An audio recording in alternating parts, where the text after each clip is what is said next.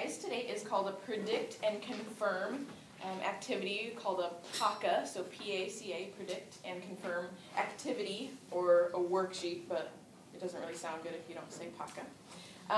So if you'll notice, this is one of the reading strategies you could use. I would use this with an article, a scientific article, or maybe a data report, something that I wanted kids to dig into and understand more, and this layout gives them a way to understand it in a couple different ways, so I wanted to walk through that with you.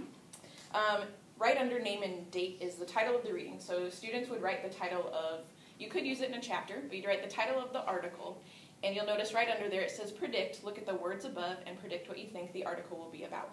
So they get to look at the words and use their knowledge of vocabulary, and I think the cool thing about articles is sometimes they're very straightforward, and they tell you what the article is about. And sometimes they're a little tricky, they might be a play on words. So it's kind of fun to see what students may come up with as far as a prediction. And then there are 2 lines here where they can write their prediction. Then students would go ahead and read the material.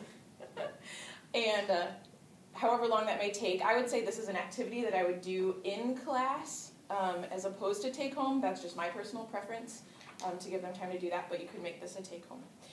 But the fun parts is really at the bottom. After they read it, they get to summarize it, and I think this is a really good thing for students to do if you're taking a whole article or taking a section of a chapter. They get a chance to summarize in their own words what it's about. So what's the meat of the article?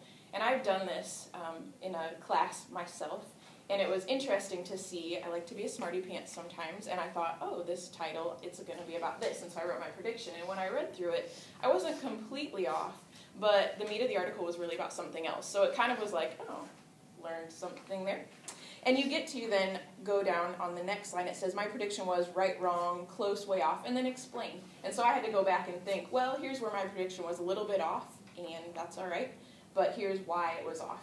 And of course, the title doesn't always tell us everything, but you get a chance to go back and go through your own thinking and why your prediction was what it was. Then right under that, state 2 interesting facts. And I think this is a good point for students to do too, that you're not asking for a specific answer, but they get to pick facts that they thought were interesting in the article. So again, letting them personalize that reading a little bit, what stood out to them. If you took this kind of thing into a class discussion, then you may get a variety of answers, which may help to lead a discussion or help move it forward with some of that different stuff. The second to the last thing, the last 2 are my favorite ones on this activity, is list the vocabulary, and it says the author used these interesting words. And I like saying interesting words because instead of telling students, what don't you know, underline those, highlight those, some students may have a very low vocabulary and would sit there and highlight or underline a lot of things, and having to write all those might be overwhelming or might be embarrassing. So this allows them to just pick things that are interesting to them.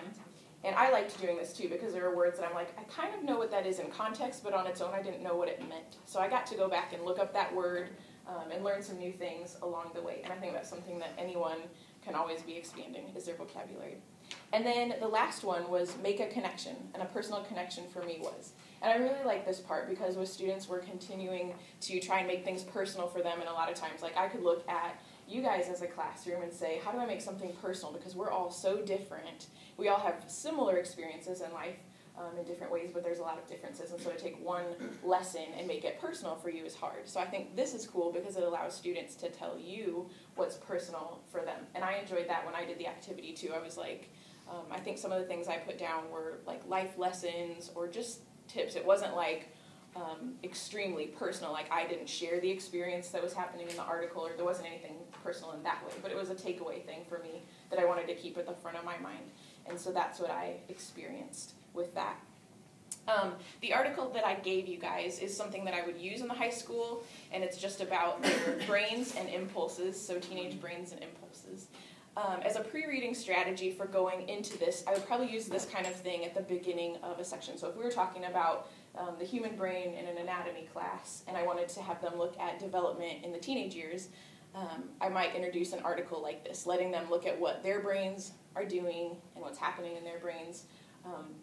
One of the ways I might introduce it, I was thinking about the way that students are unable to control their impulses in high school, is this idea of taking risks. And they get really, just if you think back to high school, I can think of things that I did big and small, that I liked the risk, that thrill feeling that you got. I mean, be it taking that extra M&M when you weren't supposed to, or there's just something about that in high school is so just right at the forefront of their minds. And if you tell them not to do it, they're going to do it. And one of the things how I related to that was I used to jump off high dives and do jumping off rocks and doing this stuff that was kind of thrilling. Some of the rides at amusement parks where you drop and your heart just goes out of your chest. I loved that feeling, but anymore, I don't like it. I calculate the risk. I walk up to the high dive and I'm like, ee. I walk up to the edge of the cliff and I'm like, not so much. Like, I just don't do that anymore, and it's so weird to look back and say, I used to not even think twice about doing this stuff. So having that perspective is interesting. But I would want kids to then understand why that's happening and what's different about their brains and an adult brain. And so some of that stuff and the vocabulary in that, while you could explain that kind of experience to students, you want to get technical in your reading. And when you get into science and the brain, some of that stuff is technical and the words are new and different. And so using this activity, I think, would help them to dig through a technical article, looking at different vocabulary, letting them have some personal experiences that they share on that.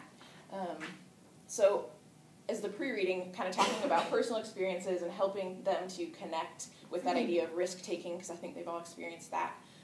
Then wanting to maybe introduce some vocabulary words before letting them jump into this reading. And then I was thinking, after kind of going through some of this data, you'd want to then give them a chance to pursue it a little bit further. So maybe a next step as a post-reading would be continuing with that vocabulary in different ways, letting them pursue their own research about the student brain and where it's at, and kind of go on with stuff like that. Let's see, some other, I think those were kind of the big ones for that. I would love to come up with a lab. I racked my brain. I couldn't think of anything short that I could do with students to prove their impulses in class. All I could think of was, how can I tell them not to do something and then let them do it? And none of those scenarios came out well. But if I could do that and find some experience where they could sort of do that and see it in themselves or see that in a peer, that would be kind of fun. So that was something I'm still looking for. But that's the predict and confirm activity. Thank you. Well, actually, I think our talks were a little bit off, so that's something I didn't raise our hand.